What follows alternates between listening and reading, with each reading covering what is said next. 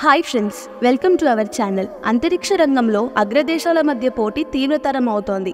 అయితే ఇది ఎటువంటి అనర్థాలకు దారితీస్తుందోనని అంతర్జాతీయ సమాజం ఆందోళన వ్యక్తం చేస్తోంది. ఈ నేపథ్యంలో చంద్రుడిపై ఏకంగా అణు విద్యుత్ కేంద్రాన్ని ఏర్పాటు చేయడానికి రష్యా మరియు చైనాలు సిద్ధమవుతున్నాయి. ఈ ప్రాజెక్ట్ ఇప్పటికే పట్టాలెక్కినట్టు ప్రకటన చేశాయి. ఇదే నిజమైతే చంద్రుడిపై 2035 నాటికి న్యూక్లియర్ పవర్ ప్లాంట్ సిద్ధమవుతోంది. గతేడాది రష్యా చేపట్టిన లూనా 25 మిషన్ విఫలమైన సంగతి మనందరికీ తెలిసిందే. చంద్రుడిపై న్యూక్లియర్ పవర్ ప్లాంట్ గురించి మరిన్ని విషయాలు తెలుసుకునే ముందు మా ఛానల్ ని మీరు ఫస్ట్ టైం చూస్తున్నట్లయితే సబ్స్క్రైబ్ చేసుకుని పక్కనే ఉన్న గంట సింబల్ ని ఆన్ పెట్టుకోండి. మా ప్రతి వీడియో మీకు మొదటగా చేరుతుంది. అలాగే ఈ వీడియోని ఒక లైక్ చేసి మీ అభిప్రాయాల్ని కామెంట్ రూపంలో మాతో పంచుకోండి. చంద్రుడిపై అన్వేషణలో మరో కీలక ముందడుగు పడింది. మనిషి శాశ్వత నివాస కలను వీలైనంత త్వరగా సాకారం చేయాలని రష్యా చైనాలు భావిస్తున్నాయి. అందుకు అవసరమైన విద్యుత్ తయారీని సోలార్ ప్యానెళ్లు తీర్చలేకపోవచ్చనే ఉద్దేశంతో ఏకంగా అణు విద్యుత్ కేంద్రాన్ని ఏర్పాటు చేయాలని నిర్ణయానికి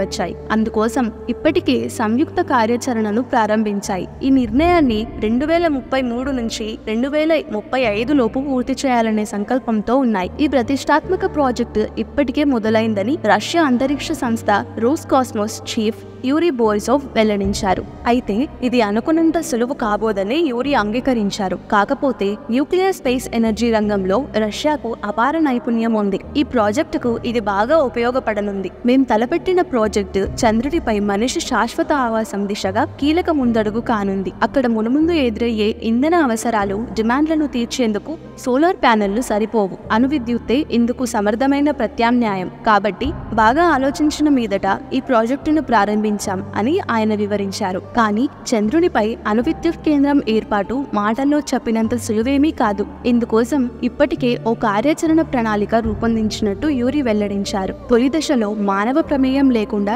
చంద్రుడిపై అణు ప్లాంట్ స్థాపన ప్రయత్నాలు పూర్తి ఆటోమేటెడ్ పద్ధతిలో సాగుతాయి. ఇందుకోసం ప్రధానంగా రోబోలను రంగంలోకి దింపి వాటి సహాయంతో పని నడిపిస్తారు. స్పేస్ టగ్బోట్ పేరిట అణు విద్యుత్తో నడిచే వ్యోమనౌకను అభివృద్ధి చేసే యోచనలో రష్యా ఉంది. ఇందులో భారీ అణు రియాక్టర్ తో పాటు హై పవర్ టర్బైన్లు కూడా ఉంటాయి. విద్యుత్ కేంద్రం నిర్మాణానికి అవసరమైన సామాగ్రిని చంద్రుడిపైకి దాని ద్వారా పంపుతారు. నిర్మాణ క్రమంలో వెలువడే అంతరిక్ష వ్యర్థాలు తదితరాలను ఈ నౌక శుద్ధి చేస్తోంది. జాబిల్లిపై అణు విద్యుత్ కేంద్రం నిర్మాణంలో ఇమిడి ఉన్న అనేక సాంకేతిక సమస్యలను అధిగమించడంలో రష్యా, చైనా తలమునకలయ్యాయి. కానీ న్యూక్లియర్ పవర్ ప్లాంట్ ను ఎప్పటికప్పుడు చల్లబరచడం అత్యంత కఠినమైన సవాళ్లతో కూడుకున్నది. గతేడాది చంద్రుడిపై అన్వేషణకు రష్యా ఎంతో ప్రతిష్టాత్మకంగా చేపట్టిన లూనా 25 ప్రయోగం విఫలమైంది. వ్యోమనౌక దక్షిణ ధృవాన్ని చేరే క్రమంలో అదుపు తప్పి పేలిపోయింది. ఆ ఎదురు దెబ్బ నుంచి ఇప్పుడిప్పుడే కోలుకుంటోంది. అయినా అణుకేంద్రం విషయంలో వెనక్కు తగ్గకుండా పట్టుదలగా ఉంది. ఈ క్రమంలోనే